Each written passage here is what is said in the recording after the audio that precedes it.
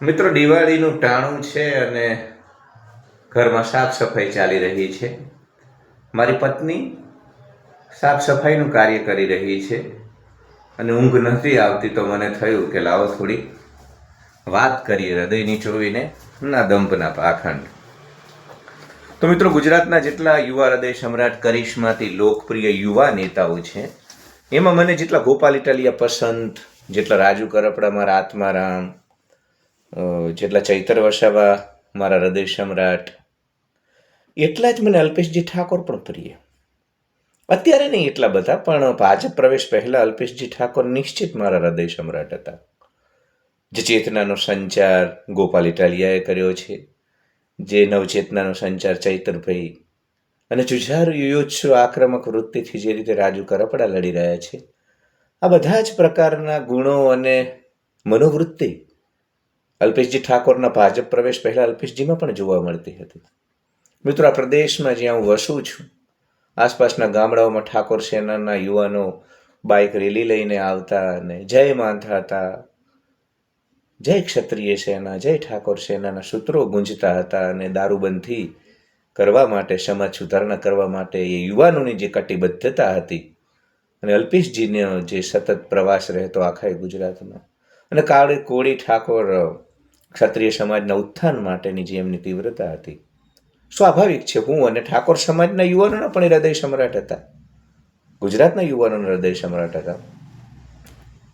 પણ બહુ મોટી ભૂલ કરી ગયા. મને એવું લાગે છે કે અલ્પેશજીના જીવનની સૌથી મોટી ભૂલ, સૌથી મોટી જેને કહેવાય ને કે ચૂક હોય તો એ ભાજપ પ્રવેશ છે.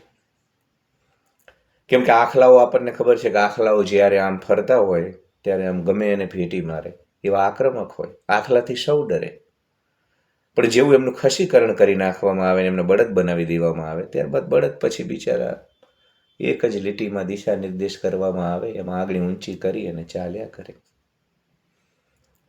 એટલે લોકપ્રિયતા ત્યાં સુધી બરકરાર રહે જ્યાં સુધી તમે આખલા રહો. ગોપાલ ઇટાલિયાની વાત પણ કરું તો એ આક્રમકતા બરકરાર છે એટલે લોકપ્રિયતા છે.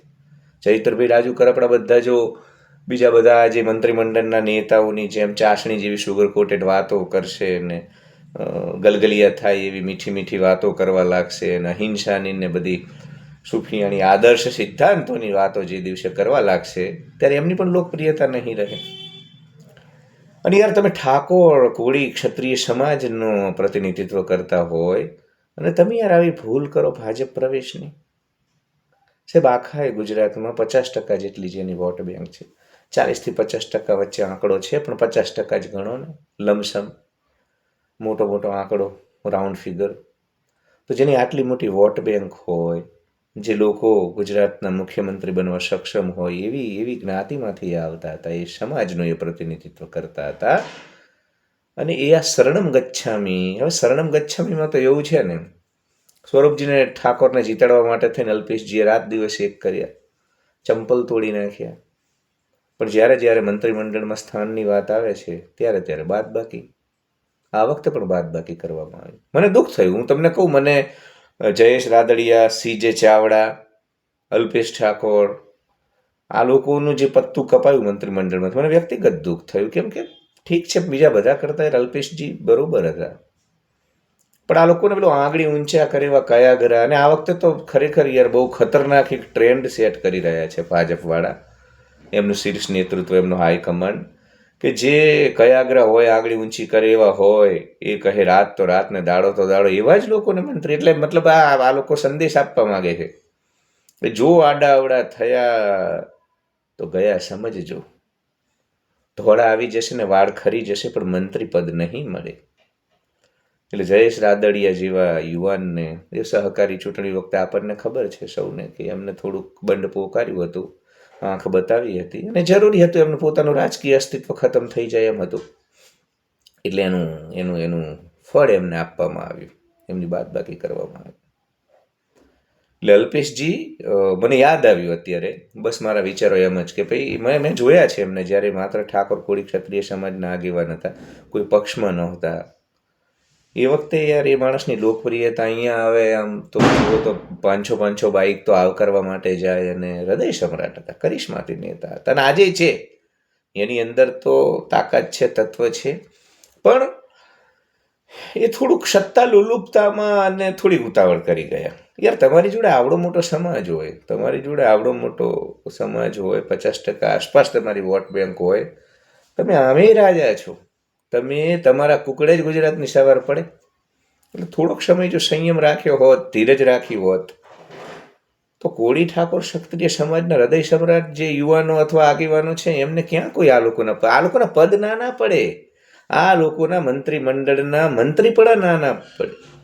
ઠાકોરો દિલના ભોળા, દિલના ભોળા, દિલના ભોળા રે, ઠાકોરો દિલના ભોળા રે. એ દિલના ભોળા યુવાનોના તમે જ્યારે હૃદય સમ્રાટ હોય ને, આનાથી વધુ કોઈ સફળતા નથી. ઠાકોર હોવું સફળતા છે, ઠાકોર હોવું ધન્યતા છે. કેમ કે આખા ગુજરાતની અને ભારતની અંદર બહાર એક જેવી દંભ પાખંડ વગરની અને સરળ, જેની પર વિશ્વાસ કરી શકાય, જેની પર મદાર રાખી શકાય એવી જો કોઈ કોમ હોય ને તો એ ઠાકોર કોળી ક્ષત્રિય સમાજ કોમ છે. અને એ લોકો, એ યુવાનોનું સમર્થન પૂરતું હતું. અલ્પેશજી, શા માટે તમે આ પ્રકારની ચેષ્ટાઓ કરી, ઉતાવળ કરી? હવે જુઓ, તમે લાખના હતા, તમને રાખના કરી દીધા.